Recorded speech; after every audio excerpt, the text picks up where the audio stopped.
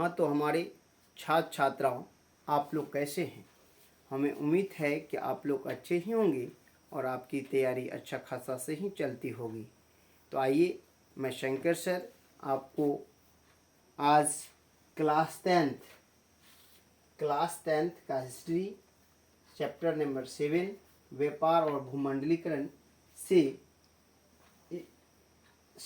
कुछ selected question लेके आया हूँ और इसे आप बारीकी से देख लें, जो आपको आगे बहुत सारी कॉपरेट इस क्वेश्चन से आपको मिलेगा और ये बहुत बेसिक क्वेश्चन है और जो आपको मदद भी बहुत करेगा। तो आइए माय डियर्स, प्राचीन काल में किस स्थल मार्ग से एशिया और यूरोप का व्यापार होता था? तो ये है आपका रेशम मार्ग।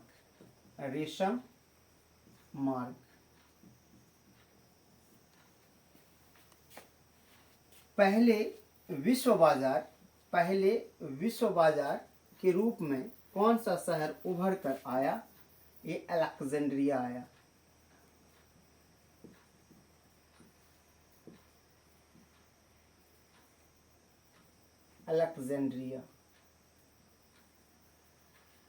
अलेक्जेंड्रिया आया।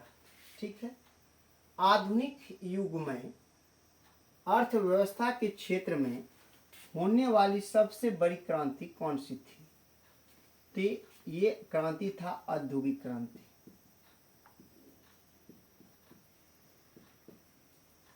औद्योगिक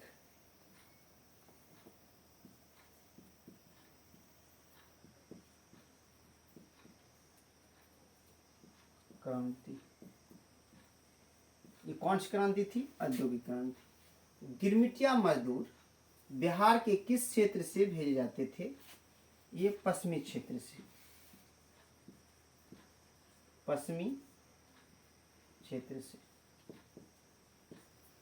नेक्स्ट क्वेश्चन है, विश्व बाजार का विस्तार आधुनिक काल में किस समय से आरंभ हुआ? विश्व बाजार, तो याद रखेंगे आधुनिक समय में जो विस्तार हुआ विश्व बाजार का, तो 19वीं शताब्दी से हुआ। 19वीं शताब्दी से।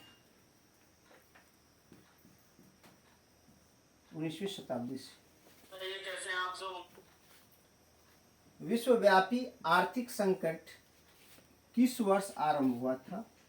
तो याद रखेंगे ये विश्वव्यापी आर्थिक संकट 1929 में स्टार्ट हुआ था। 1929 से। आर्थिक संकट मंदी के कारण यूरोप में कौन सी शासन प्रणाली का उदय हुआ? तो फासीवादी, नाजीवादी एवं नाजीवादी।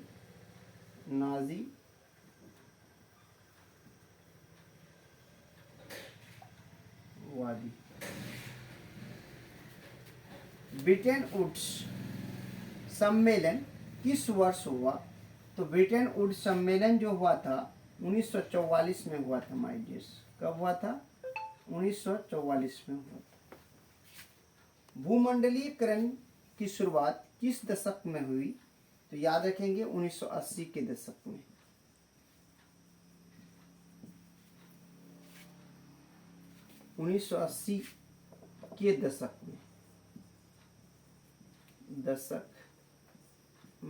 दशक 10 साल का होता है। चीन में क्रांति कब हुई थी? तो चीन में क्रांति 1949 में हुई थी।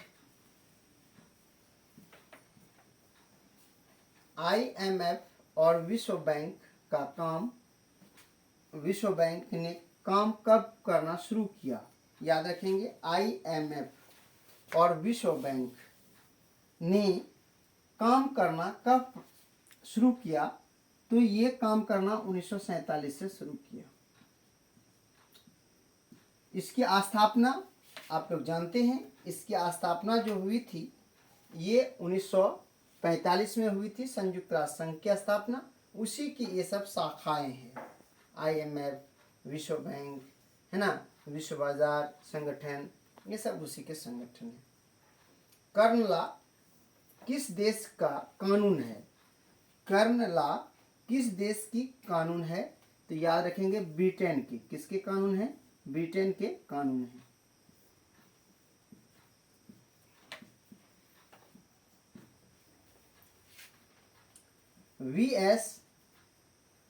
वीएस नायपाल कौन थे? ये नोबेल विजेता थे।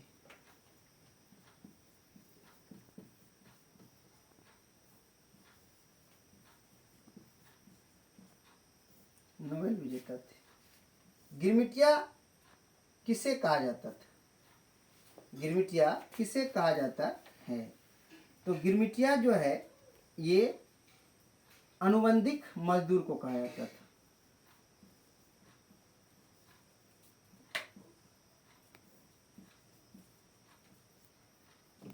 अनुबंधित मजदूर को कहा जाता था।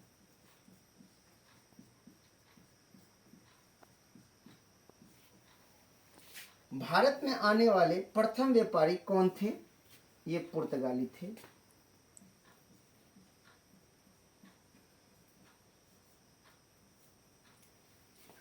पुर्तगाली थे। तो माय डियर्स, हमें आशा है कि आप लोग समझ गए होंगे। मैं एक बार रिपीट कर देता हूं, आप लोग सुन लें। व्यापार और भूमंडलीकरण इस चैप्टर का नाम है। पहला क्वेश्चन है, प्राचीन काल में किस स्थल मार्ग से एशिया और यूरोप का व्यापार होता था? रेशम मार्ग से। पहले विश्व बाजार के रूप में कौन सा शहर उभर कर आया? अलेक्जेंड्रिया। आधुनिक युग में अर्थव्यवस्था के क्षेत्र में होने वाली सबसे बड़ी क्रांति कौन सी थी? औद्योगिक क्रांति। गिरमिटिया मजदूर बिहार के किस क्षेत्र से भेजे जाते थे? पश्चिमी क्षेत्र से। विश्व बाजार का विस्तार आधुनिक काल में किस समय से आरंभ हुआ? 19वीं शताब्दी से।